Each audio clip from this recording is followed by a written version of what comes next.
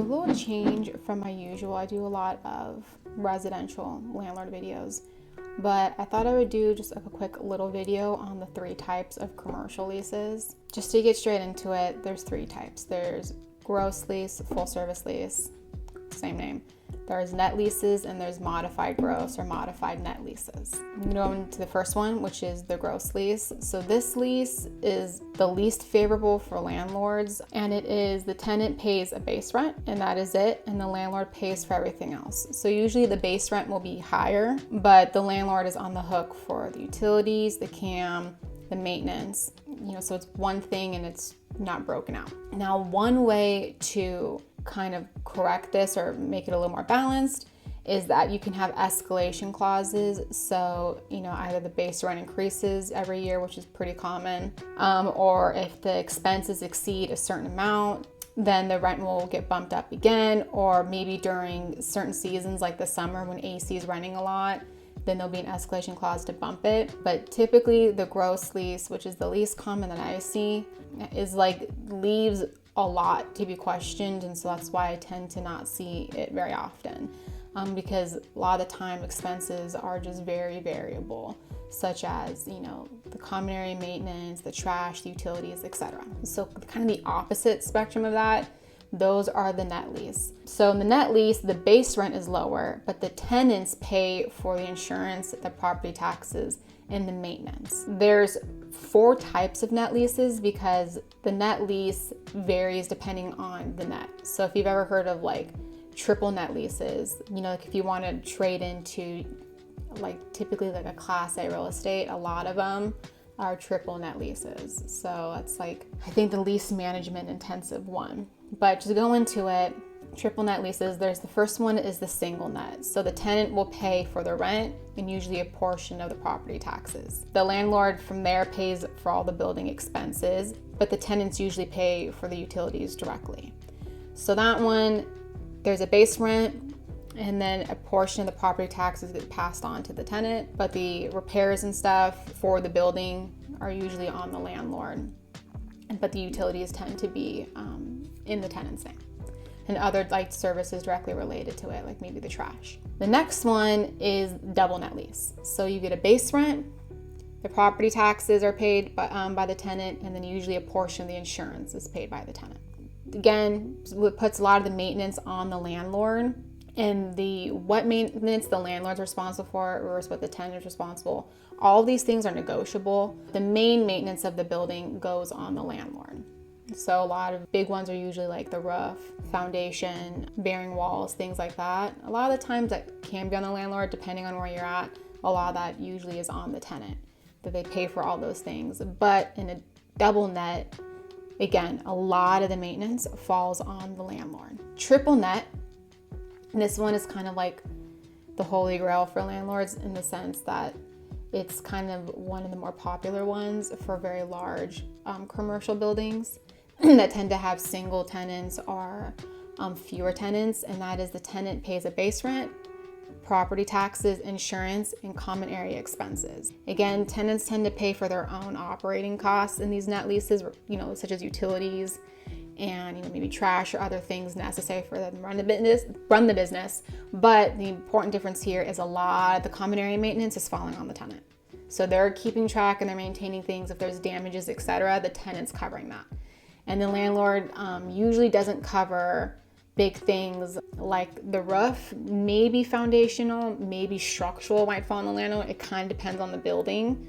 But bigger maintenance items fall onto the tenant. And the last one of the nets, which is the craziest one, and I don't think I've ever seen an absolute net, but it's absolute triple net, which is the tenant responsible for everything. So if the building is destroyed, on the tenant. It is virtually the landlord has no responsibility, no liability, and they just collect rent money. So if you're a tenant and there's a complete catastrophe, you're out of luck, and you better have enough insurance to pay the building to get fixed. So those ones, again, very rare. I've not seen one, but they're triple net leases, but super magnified.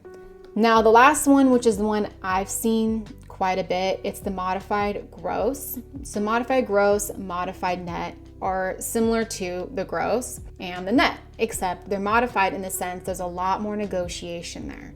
So for like modified gross, in that case, there's a base rent, and then usually there's a CAM expense and there is like a utility expense, and those ones usually get audited. Maybe the utilities get audited more often than the CAM. Like I've seen it where the utilities get audited once a month, whereas a tenant is, paying a portion of the utilities and making sure that they're paying what they should be paying for their usage. And then the CAM fee might get audited like once a year, where you go through all the CAMs. So how that typically works is, if you're a landlord, you collect upfront an estimated CAM and an estimated utility. And then you either bill back if you've overcharged, like you've over collected, or you add a charge in the event that you've under collected. So let's say maybe 1 month the utilities were less than usual, you might give a credit, but maybe the next month it balances out or it's more than usual.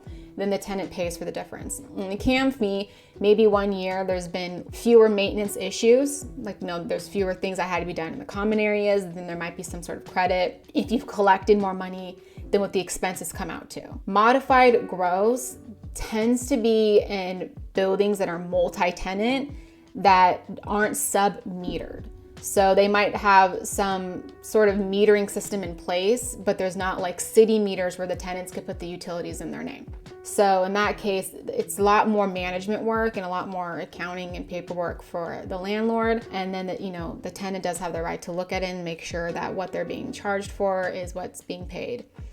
So that's modified gross. Now modified net is similar in that there might be some sort of negotiation, like maybe the landlord collects every month for the property taxes and the insurance, and at the end of the year, they've overpaid, like the tenant overpaid for that, so you adjust the ledger charges accordingly.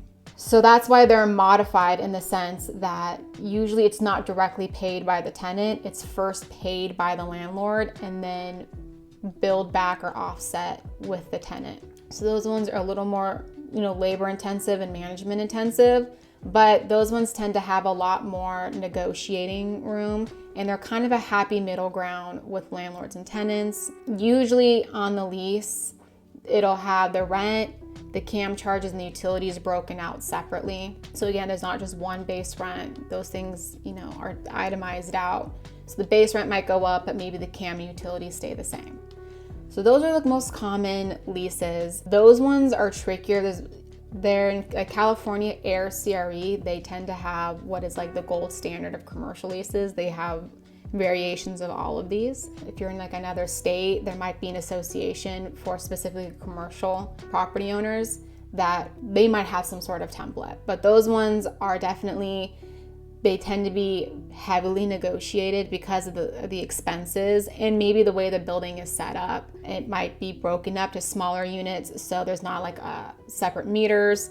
You might not be able to get separate meters. There might be, just multi-levels. So, there's a lot of different things to go about it. But I've seen a lot of this, mostly my experience. I've dealt with industrial and warehouses. I haven't dealt with a lot of office. So I've seen the modified gross the most.